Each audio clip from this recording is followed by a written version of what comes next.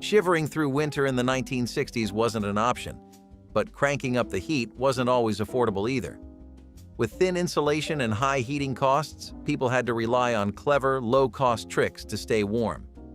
Here are the most effective cheap tricks they used to stay warm. In the 1960s, wood stoves were far more than just a heat source. They were a lifeline during the colder months, especially in rural communities where central heating systems weren't always an option. These cast-iron wonders were valued for their reliability. When the power went out, the stove kept burning. There was no need to panic, just stoke the fire and wait for the warmth to fill the house. For those with the privilege of having one, it was often the heart of the home. People cooked meals, dried clothes, and even heated water for washing, all while the fire crackled away. The beauty of the wood stove was that it didn't require fancy technology, just a little know-how and a lot of resourcefulness. People didn't just buy wood, they collected fallen branches, split logs, and made sure to maximize every inch of the stove. When firewood ran low, corn cobs, scrap lumber, or any leftover timber became fair game. Nothing went to waste.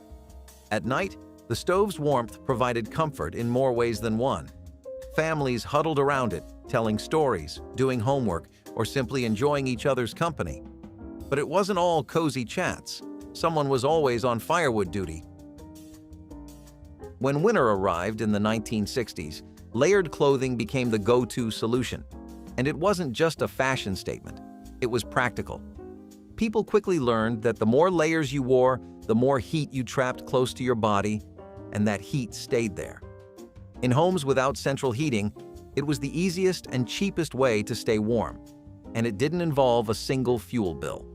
Wool was the fabric of choice for many, especially sweaters and socks, as it traps heat while allowing the skin to breathe. And those hand-knit scarves? Not just a winter accessory, but a critical piece of the warmth puzzle. The colder it got, the more layers people added. Shirts, vests, sweaters, and even those thick quilts were thrown on top as a last line of defense. Of course, layering wasn't limited to just adults.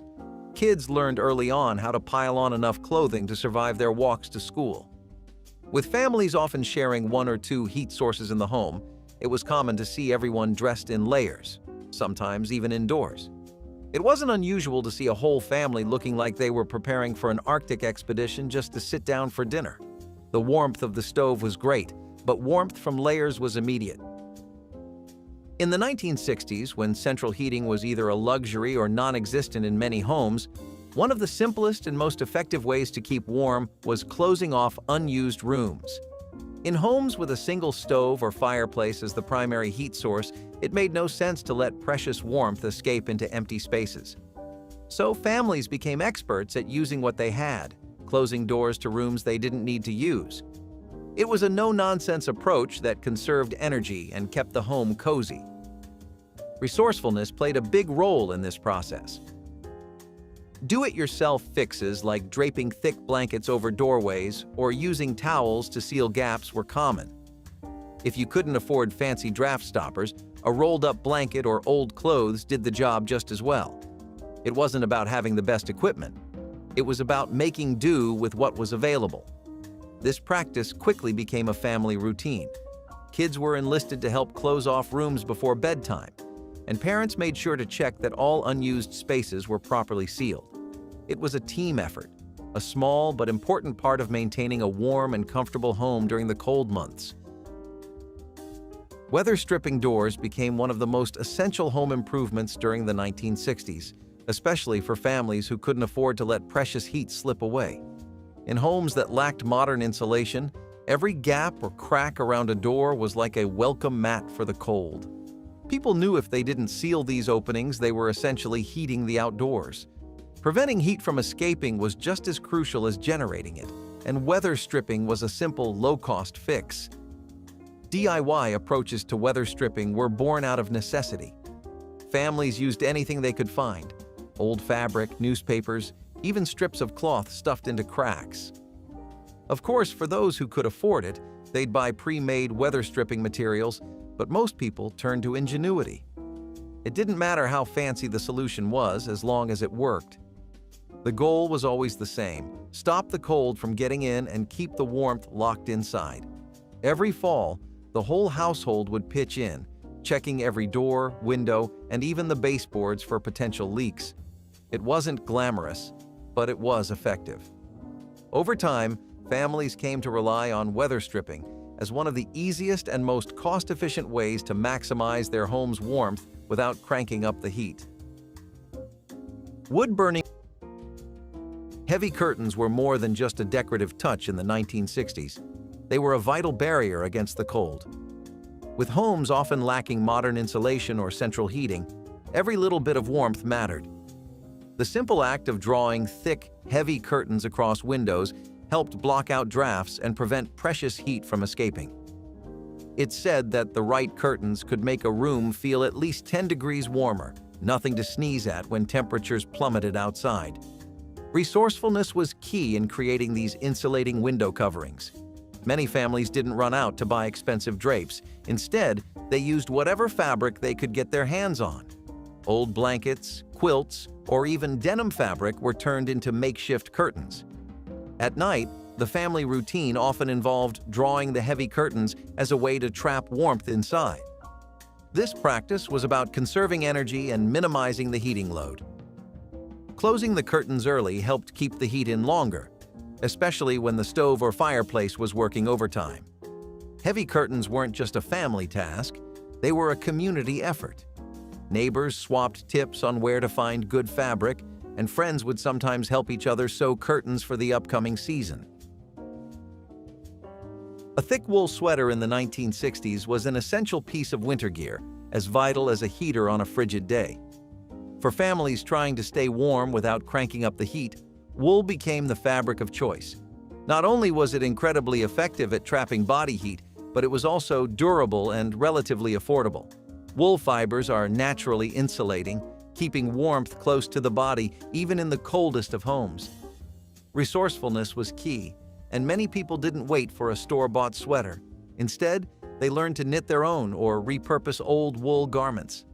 Grandmothers and aunts often passed down the skill of knitting, making sure that every family member had a warm sweater. In homes with limited heating, people often wore wool sweaters indoors, layered over shirts and under blankets. With the combination of good wool, thick socks, and a cozy fire, families could survive the harshest winters without relying too much on expensive heating. Whether hand-knitted or store-bought, these sweaters were a warm hug in fabric form, a tangible way of keeping your loved ones safe from the cold. Layered socks and slippers were a quiet hero in many homes during the 1960s, offering an effective way to combat the winter chill. Cold feet can make the entire body feel like it's frozen, and when your only source of heat is a single wood stove or fireplace, keeping your toes warm was no small feat. Families learned quickly that layering up was essential, not just for your arms and torso, but for your feet too. Wool socks were a staple, but it wasn't uncommon to see multiple pairs stacked up on one's feet. A thick pair of wool socks over a thinner cotton pair created a double layer of insulation that trapped heat and kept it close to the body. As for slippers, they were more than just a comfortable choice. They were the final barrier against the cold floors. Wool-lined slippers were particularly popular for their warmth, but even hand-knit slippers made from old yarn were just as effective. Resourcefulness played a big role. Many families didn't rush to the store for new items when the cold set in. Instead, they repurposed what they had.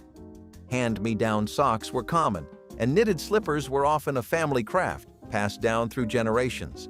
Layered socks and slippers might have seemed simple, but they kept families comfortable and cozy in the harshest of winters. Portable heaters were the unsung heroes of many homes in the 1960s, small but mighty when used wisely. For families with limited budgets, these compact devices provided a cost-effective way to heat individual rooms without cranking up the central furnace, which was often inefficient or non-existent. Whether electric or kerosene, portable heaters became essential tools for targeted heating. They allowed families to focus warmth on the rooms that mattered most, like the living room or bedroom, while conserving energy in areas that weren't being used. Resourcefulness was key to making portable heaters work. People didn't always have the latest models. Sometimes these devices were old and required some maintenance. Families would repurpose old stoves or kerosene heaters, cleaning and fixing them to get the most out of their heat. Even space heaters that ran on electricity were carefully monitored, ensuring that they only ran for short bursts to avoid an electric bill nightmare. Families would gather around portable heaters, using them as a focal point for evening activities.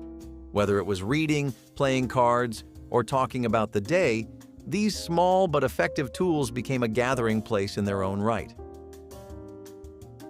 Newspaper window insulation may sound like something out of a survivalist handbook, but in the 1960s, it was an ingenious solution for families trying to conserve heat. With drafty windows allowing cold air to seep in, people turned to what they had in abundance: newspapers. It wasn't a glamorous fix, but it worked surprisingly well. People would carefully tape or tack old newspapers to their windows, creating an extra layer of insulation that helped keep the cold at bay. In homes where energy costs were a major concern, this free, readily available material became a winter staple. It wasn't the prettiest solution, but in a time when every penny counted, functionality always trumped fashion. And let's face it, who didn't appreciate the sound of rustling newspaper as you sat cozy indoors while a snowstorm raged outside?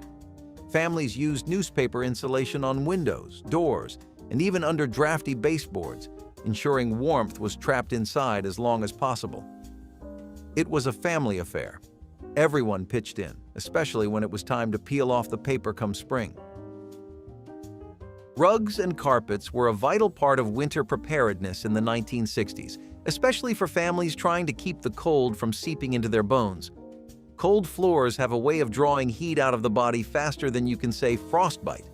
And for homes without central heating, that floor-to-body heat transfer was a real problem. In many households, the resourceful approach was to cover every inch of the floor with whatever rugs or carpets were available. If store-bought options were out of the budget, families turned to do-it-yourself solutions, creating rugs from old fabric or even repurposed blankets. Handcrafted quilts were sometimes laid out to cover cold wood floors, and fabric scraps were sewn together to create makeshift carpets. These homemade versions may not have been stylish, but they sure were effective. The cultural practice of rugging up was passed down from family to family. It was something everyone participated in, especially the kids, who would race around placing rugs in every room and making sure the cold floors were covered before the family settled in for the night. Proper fireplace maintenance was a crucial task in the 1960s, especially for families relying on their hearths to stay warm. A clean chimney meant a more efficient fire, which translated directly into a warmer home. If the chimney was clogged with soot or debris, it could block airflow, leading to inefficient heating, smoke backups, and even dangerous house fires. Keeping the fireplace and chimney clean was as much about safety as it was about comfort, and this was a task taken seriously by every homeowner. Resourcefulness came into play when it came time to clean the chimney. While professional chimney sweeps were available, many families opted to tackle the task themselves. They'd climb onto the roof, armed with brushes, rods, and sometimes just a lot of elbow grease. In a time when people didn't have the luxury of calling a specialist for every minor repair, maintaining the fireplace was often a DIY job. Chimney cleaning became a family tradition, with everyone pitching in. Kids might help gather firewood or keep the hearth tidy, while the adults took care of the actual cleaning. The cleaner the chimney, the better the fire, and the warmer the house. Hot water bottles may seem like a simple solution, but in the 1960s they were a low-tech but highly effective way to warm up a cold bed. When central heating wasn't an option, or when the furnace was too expensive to run all night, these humble bottles filled with hot water offered comfort in the most straightforward way. The trick was to fill the bottle before bed and place it under the blankets to preheat the bed, ensuring warmth when it was needed most. The real beauty of hot water bottles lay in their resourcefulness. Families didn't have to worry about expensive electricity bills or running out of fuel for the fireplace. Instead, all they needed was a pot of hot water and a rubber bottle, two things that were easy to come by. And since the bottles could be reused night after night, they were an economical choice for stretching the family's resources. In homes where heating was a community effort, the whole family played a role. It wasn't unusual for one person to take the task of filling the hot water bottle while another got the beds ready for the night. This small nightly ritual became a comforting routine where everyone contributed to ensuring a warm night's sleep.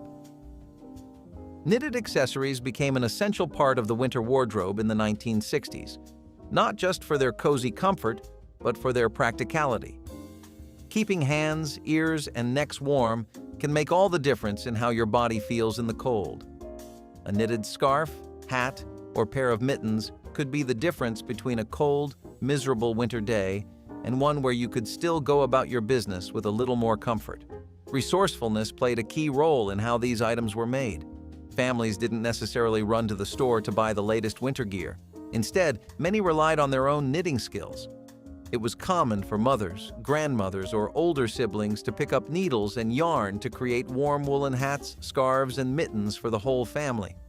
It was a DIY effort that saved money and offered a personal touch, often with homemade patterns passed down through generations.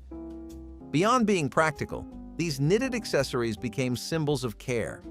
The act of making them wasn't just about warmth, it was a way to show love and attention to those around you. Everyone had a hand-knit hat or scarf, often in vibrant colors or with special patterns that made them feel like home. Cooking heat was one of the most underrated sources of warmth in the 1960s, especially in homes where keeping the house warm was a constant challenge. The kitchen, often the heart of the home, also doubled as the warmest room, thanks to the stove, oven, and constant meal prep. In an era when central heating was not universally available, families learned to maximize the heat generated from cooking. Whether it was a hearty stew simmering on the stove or a roast baking in the oven, the warmth from these meals often spread throughout the kitchen and into the rest of the house. The kitchen became a multi-purpose space, providing warmth, nourishment, and comfort all at once. Resourcefulness was key. Many families would cook meals that took longer to prepare, allowing the heat to build up and fill the kitchen. They also made use of every possible opportunity to cook, whether it was breakfast, lunch, or dinner, just to keep that warmth circulating. Sometimes the oven was left open after baking to let the residual heat escape into the house. Everyone in the family pitched in, from peeling potatoes to setting the table, all while enjoying the warmth radiating from the cooking heat. Residual stove heat was a secret weapon for families in the 1960s trying to stretch every bit of warmth available. After dinner was prepared, many families didn't just turn off the stove and let the heat dissipate. Instead, they would leave the oven door open and let the lingering heat flow into the room.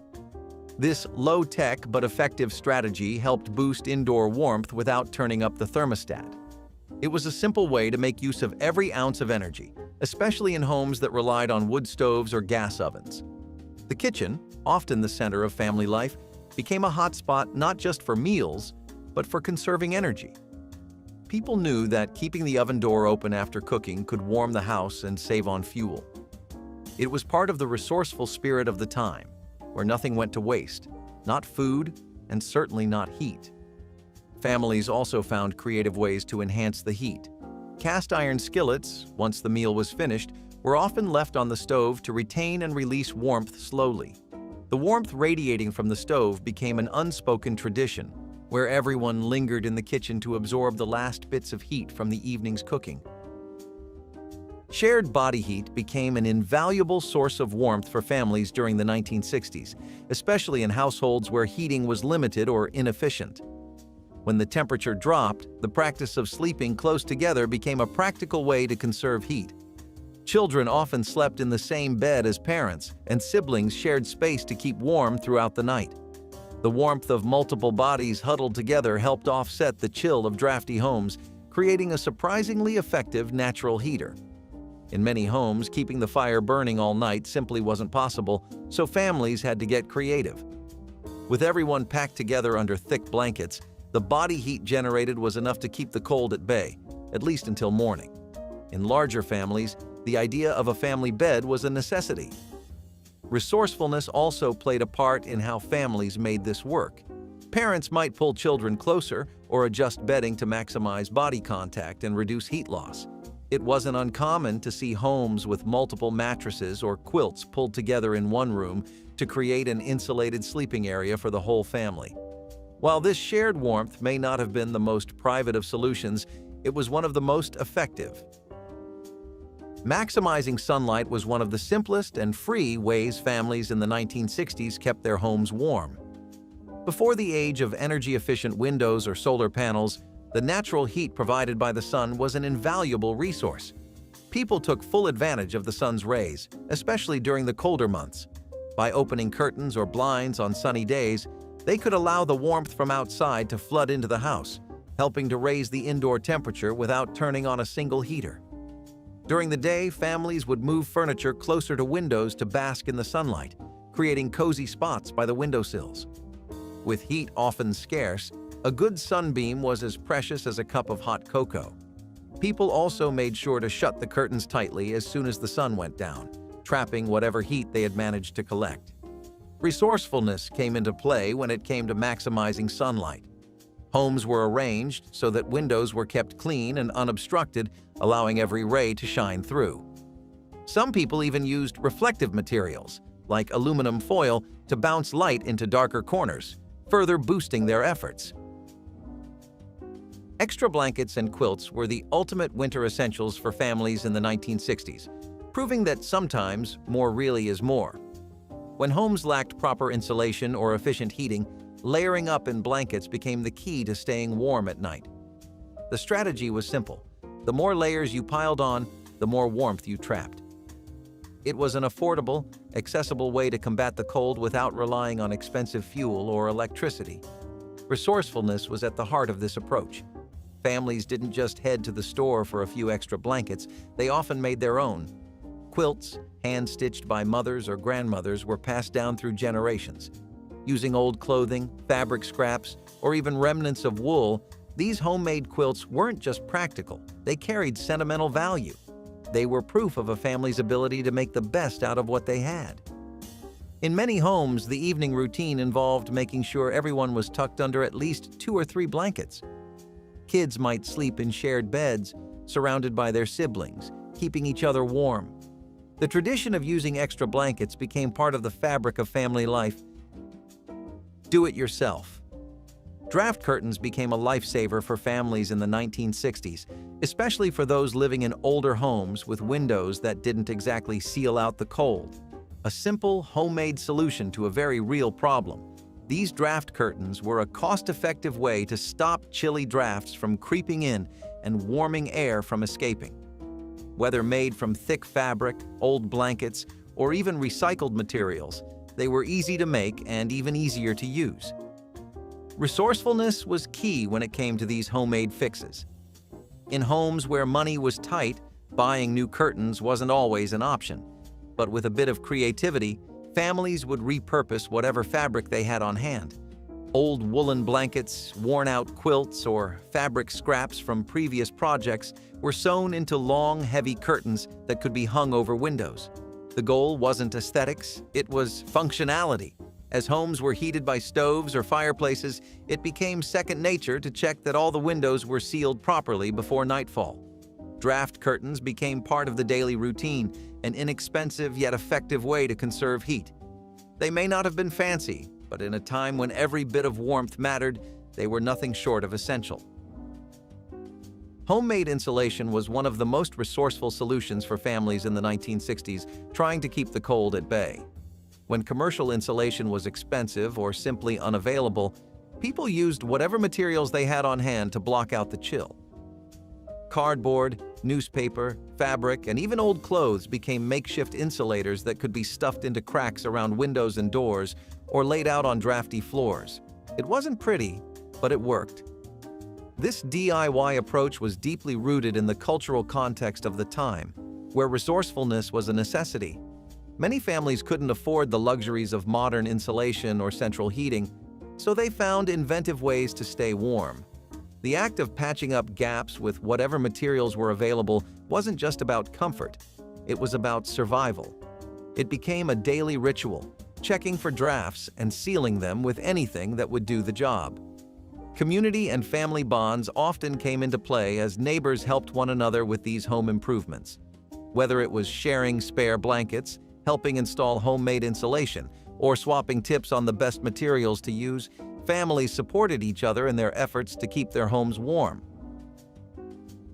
Heated stones were one of the more creative but limited heating methods families used in the 1960s to fight off the cold.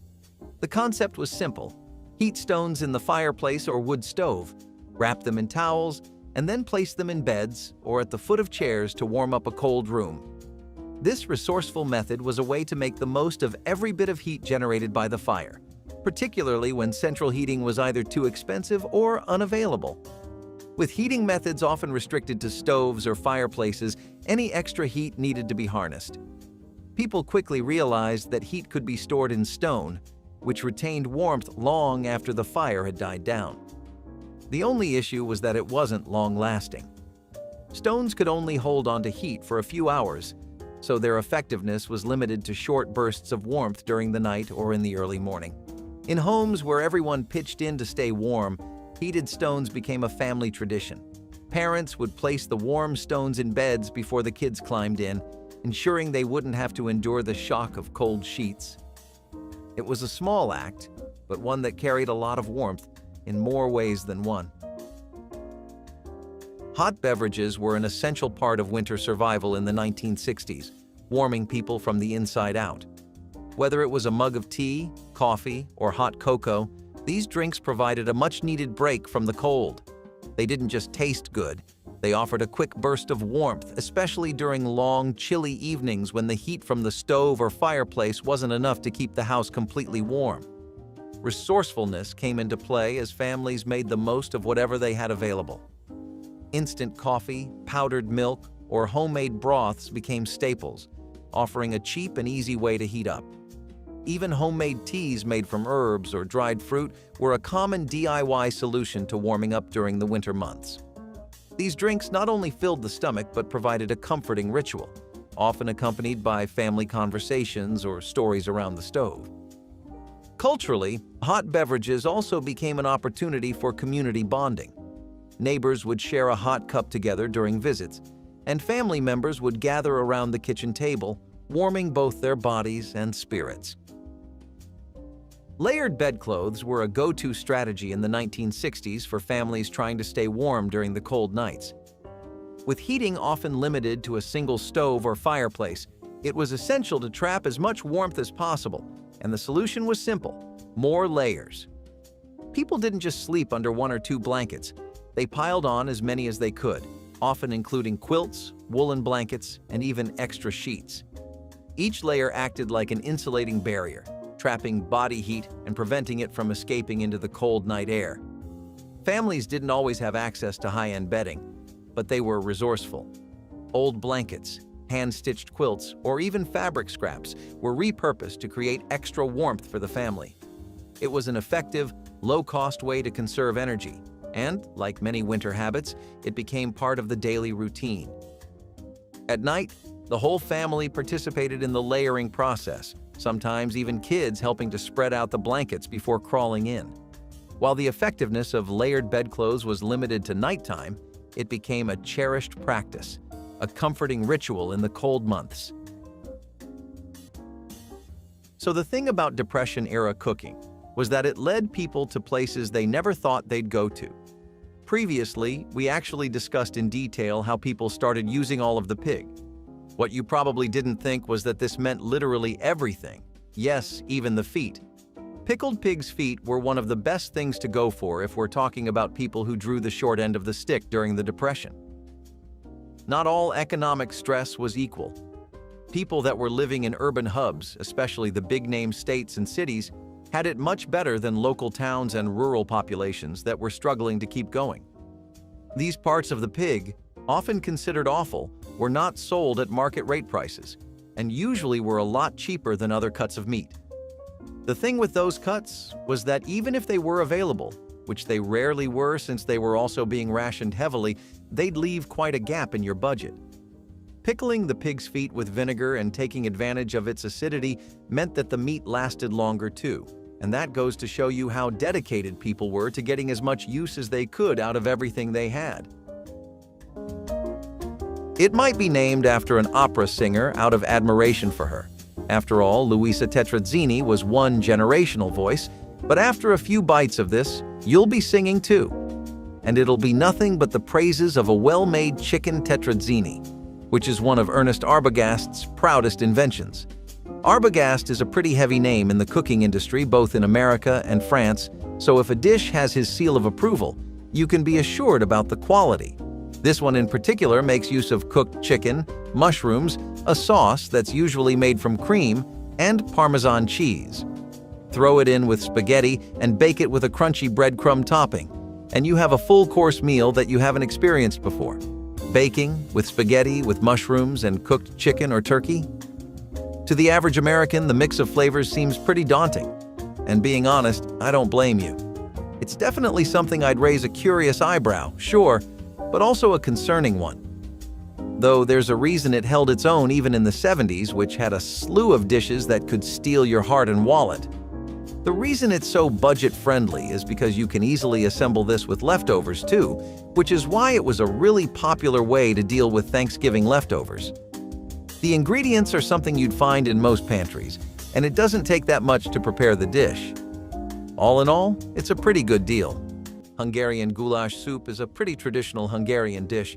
It was actually something that went all the way back to the Middle Ages and was something that would be popular in people and communities with primarily nomadic lifestyles. See, the idea here was to cook the meat with the onions in these oversized kettles over a giant open fire. Sometime later in history, around the 16th century, they also started adding in paprika to it, which pretty much gave goulash its identity as far as its flavor profile is considered. That's also where that really vibrant and vivid red comes from. Now, when Hungarian immigrants brought goulash over to America, it became a middle-class classic. Goulash soup wasn't just a beloved global dish or even something that struggling families in America relied on to get by. I don't know about you, but that sounds like a lot of comfort. Plus, Americans experimented a lot with it. We threw in garlic, all kinds of peppers, and beef. We thickened it and seasoned it, and I mean, sure, it may not be the traditional goulash soup I started describing anymore, but does that make it any less worthy of a comeback today? In a time when heating was expensive and resources were scarce, families during the Great Depression turned to a natural, free source of warmth: the sun. Capitalizing on every sunny moment, they would gather near windows to soak up the heat from the daylight. This wasn't just about enjoying a bit of sunshine, but also a strategy to stay warm and conserve fuel. By sitting close to the glass, people maximized the heat trapped inside, making the most of the sun's natural energy. The role of nature was clear. The sun, when it shone, became a vital part of home heating. On clear days, people would move furniture to optimize sunlight exposure, often taking turns to bask in the warmth. With homes built with larger windows in mind, especially in rural areas, this practice became a clever adaptation of the environment. This practice also fostered family togetherness. On sunny days, households would find themselves gathering in the same room, warming their bodies and spirits. Today, we can take a page from this frugality. Natural heat, though often overlooked in modern times, is still a powerful resource, reminding us that sometimes a little sunlight can go a long way, both in saving money and lifting spirits. Crackling cornbread is a pretty traditional Southern dish that comes right out of the family cookbooks of this decade, so that should tell you something about how much grandmas loved it. Crackling cornbread sounds a lot more climactic than it really is, though, so let's go through what makes it so crackling. Basically, they're made with chicharrones, or otherwise known as pork cracklings.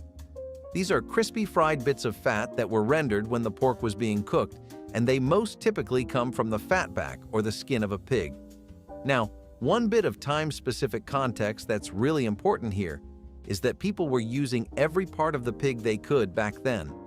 Crackling cornbread was another variation of that kind of mentality where people really wanted to not let anything go to waste, especially the pig. Why was the pig so special, though?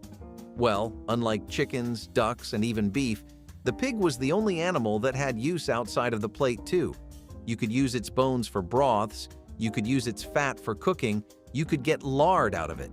That's what made this animal so important.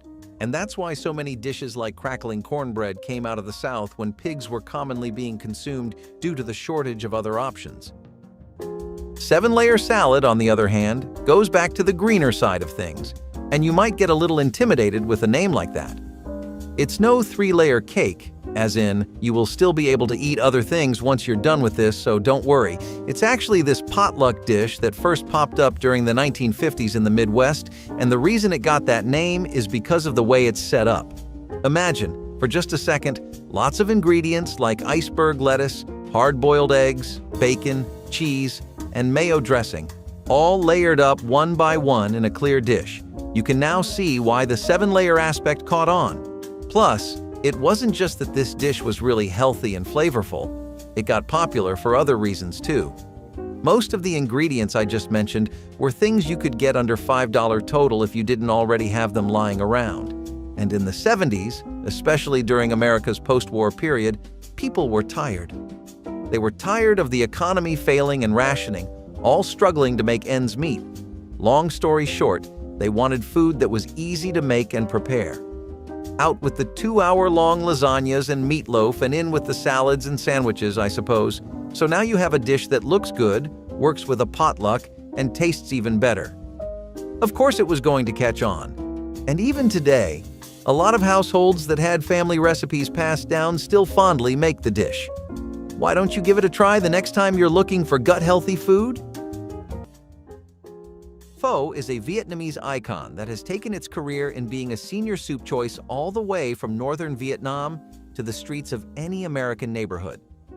This dish is characterized by things like a broth you can smell from miles away, the delectable sound of simmering beef bones that remind you of waiting around for mom's cooking, onions that seem fresher and more purple than anything you've ever seen at Walmart, and the warmest spices like cinnamon, cloves, and star anise.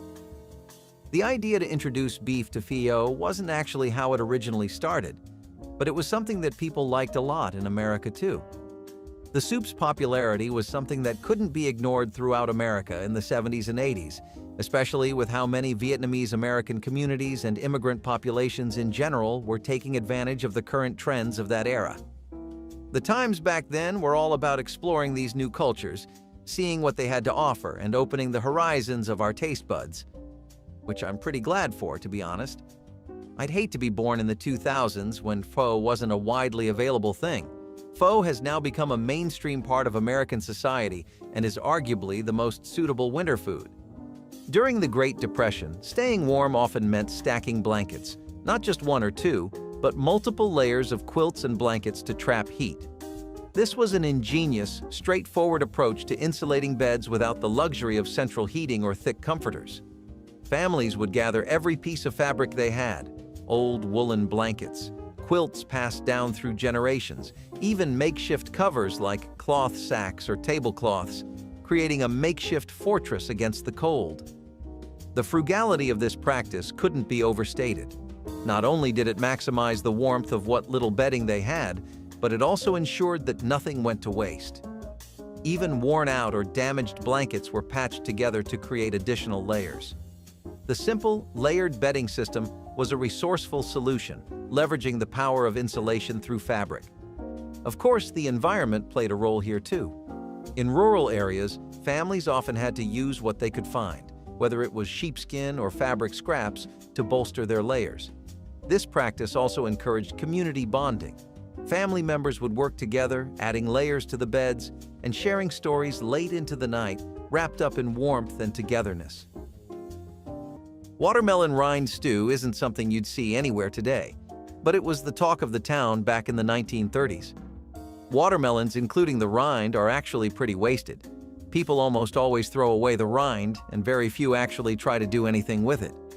Back in the 1930s, even the rind was used. The green skin on the exterior of the watermelon was something people peeled away, but they'd usually save it to make jelly or something out of it. The rind was also cut into cubes, strips, and whatever else people could find use for.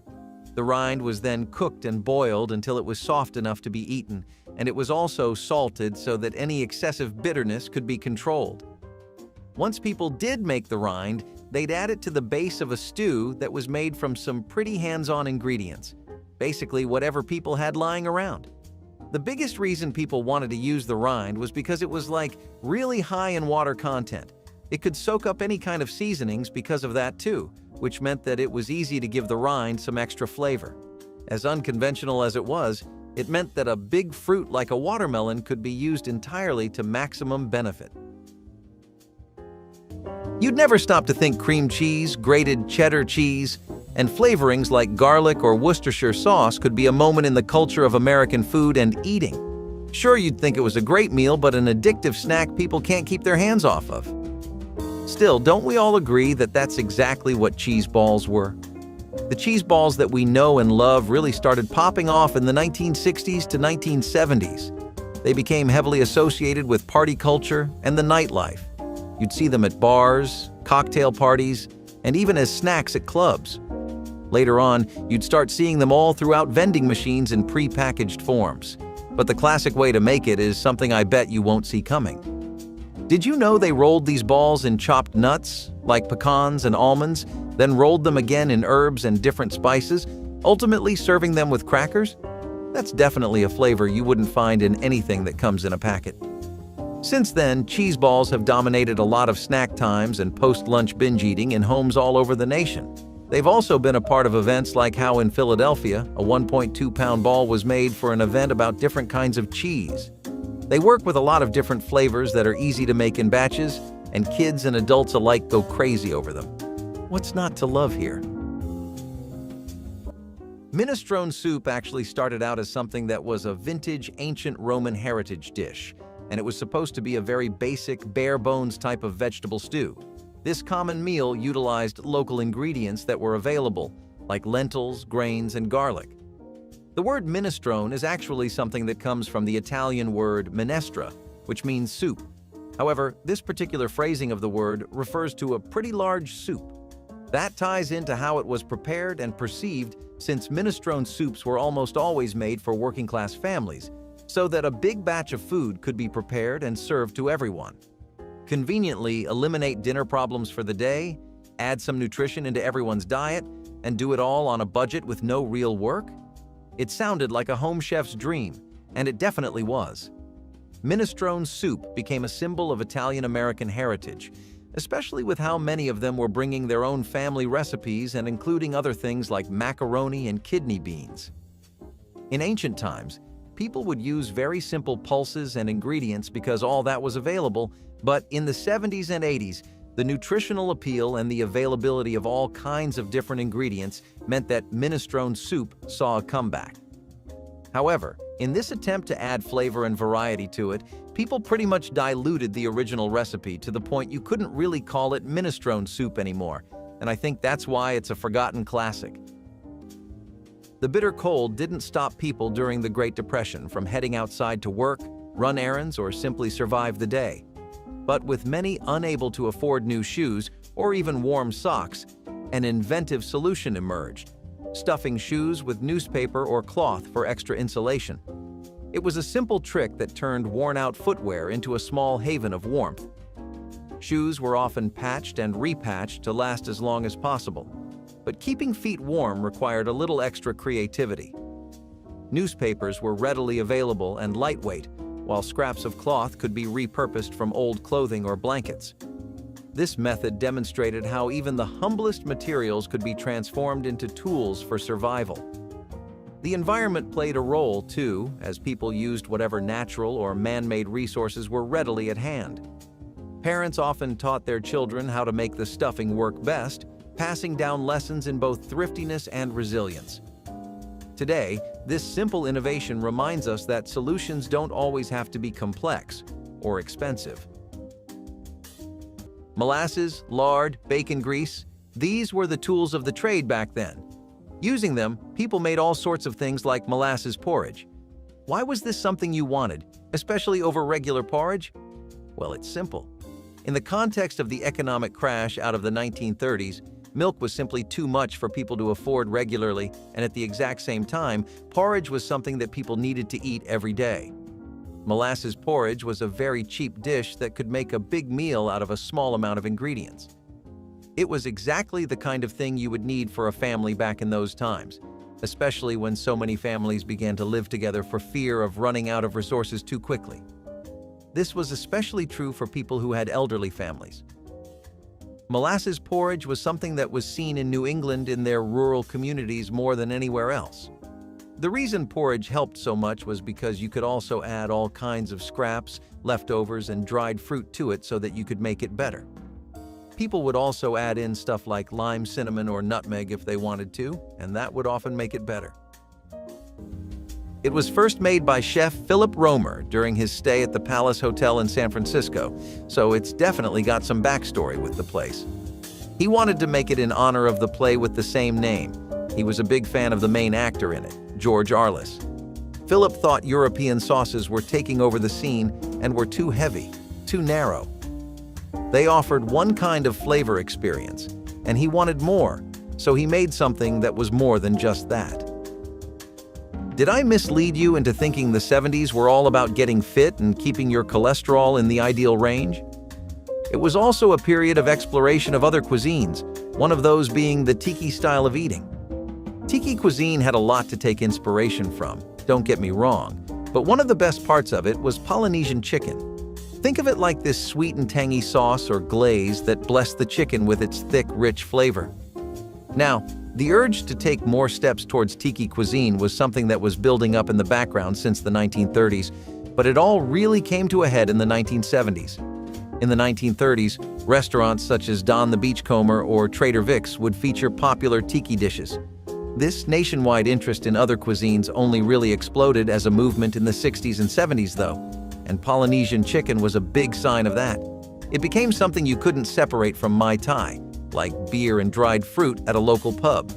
However, it wasn't exactly authentic. This American version has pineapple juice, garlic, ginger, soy sauce, and brown sugar-based sauce, and the chicken breast is marinated in that and served with stirred vegetables. The American take on it seems to up the sweetness a lot, but the original tiki variant plays up the tanginess a lot more. Retro tiki parties from the 70s would still have something that really reflected authentic Pacific Islander cuisine, but whichever version you got, you were in for a great meal. Now, before I talk about this, it's going to take both you and me a minute to say the word Avgolemono soup.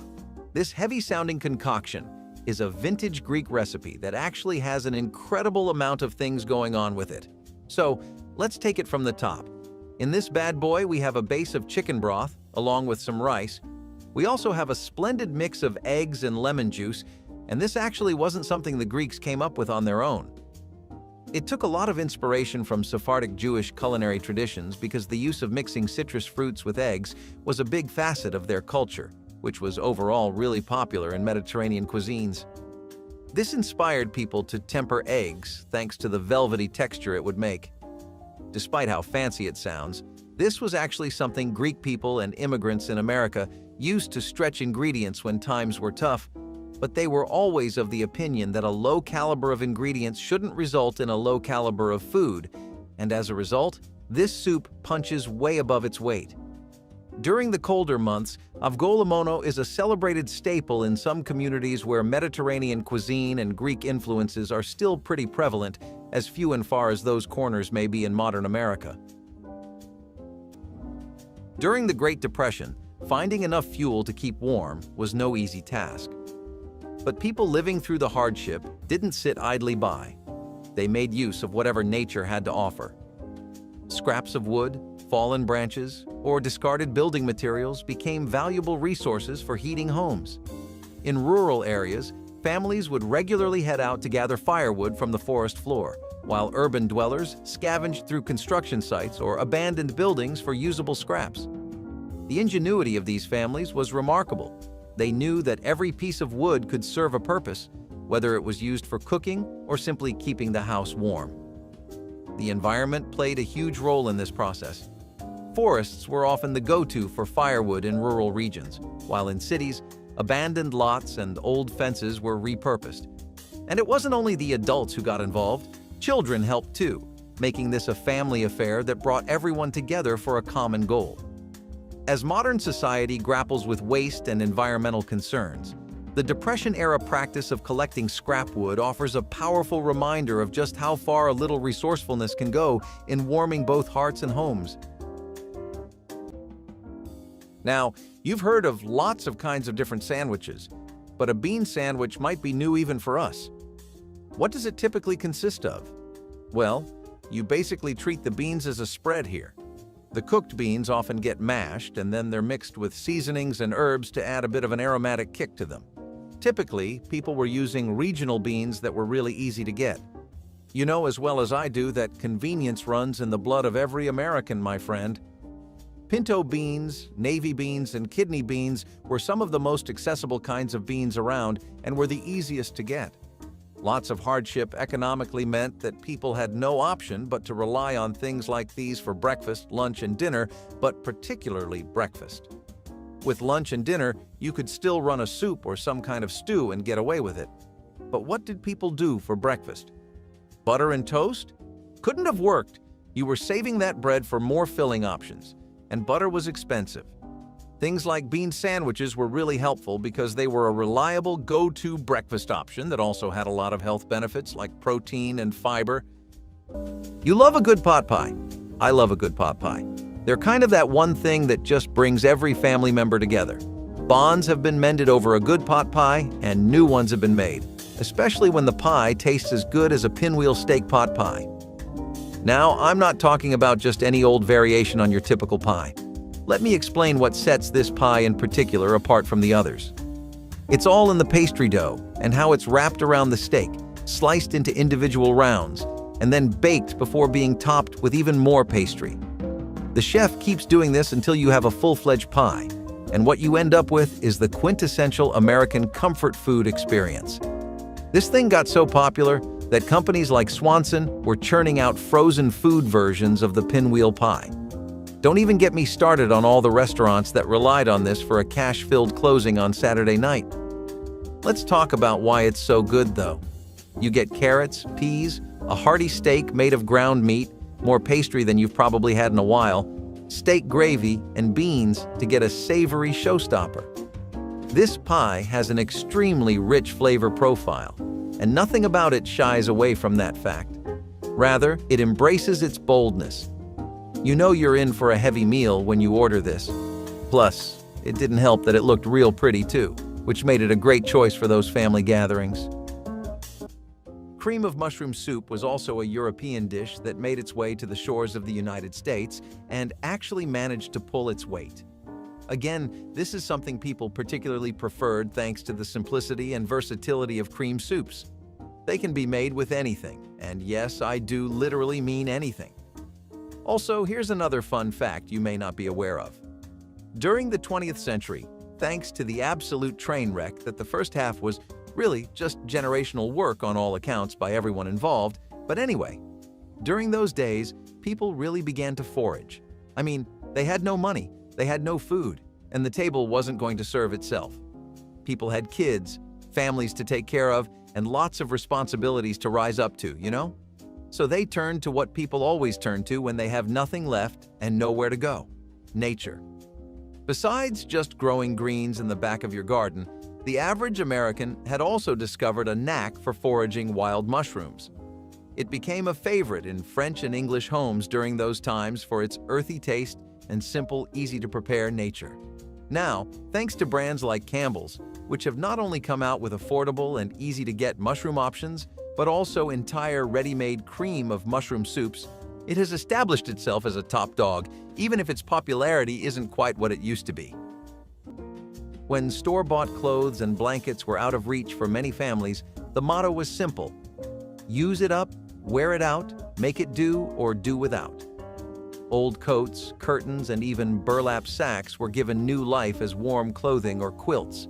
Worn-out trousers became patchwork blankets, while burlap sacks, sometimes dyed or embroidered, were transformed into dresses, aprons, or mittens. It was practical creativity at its finest, proving that fashion can indeed be forged from function. This was an art form born out of necessity. Many families turned to sewing and mending as a way to keep warm, using skills passed down through generations. A tattered curtain might be stitched into a winter coat, and an old coat's lining could become insulation for a quilt. Even the natural environment played a part. Burlap sacks, used to transport grains and produce, became a staple for rural families. This practice also brought families together. Children learned to sew alongside their parents, sharing in the process of turning scraps into survival. Today, the idea of upcycling fabrics has come full circle, with modern sustainability movements embracing what Depression-era families mastered out of sheer necessity. It turns out, the original thrift store chic was just a warm hug in disguise. Split pea cakes are another example of how often peas and beans were the saving grace of American households during the Depression. The best thing about these things was arguably how easy they were to make. All you had to do was boil them, which meant that lots of people could effectively use this recipe. Some of the Depression-era recipes straight up just don't apply to people who don't have certain kitchen appliances or ovens or a steady supply of electricity. Split peas were something everyone had, from urban areas to outskirts and rural ones. It also helped that split peas worked so well with the kinds of things people already had on hand. A binder, like all-purpose flour or some mashed potatoes, was also really helpful in holding the mix together. Plus, they went great with potatoes overall. The thing is, though, and this is really important in why people chose cakes over easier meals, is because people sorely missed sweets. Thanks to the Depression, basically any item that could be used for baking or even just for a change of taste wasn't something you'd ever find anymore. It was too expensive, too costly, and it meant that people never got the desserts they grew up with. That really dampened people's spirits all year round, and peas were common enough that people could spare some for a cake once a week. So we're going to start our list off with Harvey wallbanger cake, which is actually named after a cocktail. When you start to think of the origins of any good cake, you'd hardly associate it with alcohol unless we're talking about the French. The cocktail was just as much of a hit as the cake, though, and it was one of the best inventions of Donato Antone in the 50s, a renowned bartender. Mixed with Galliano liquid, the cocktail was one of the most hotly demanded drinks any hour at any bar. The cake itself was meant to imitate this drink too, and it makes use of the same liquor.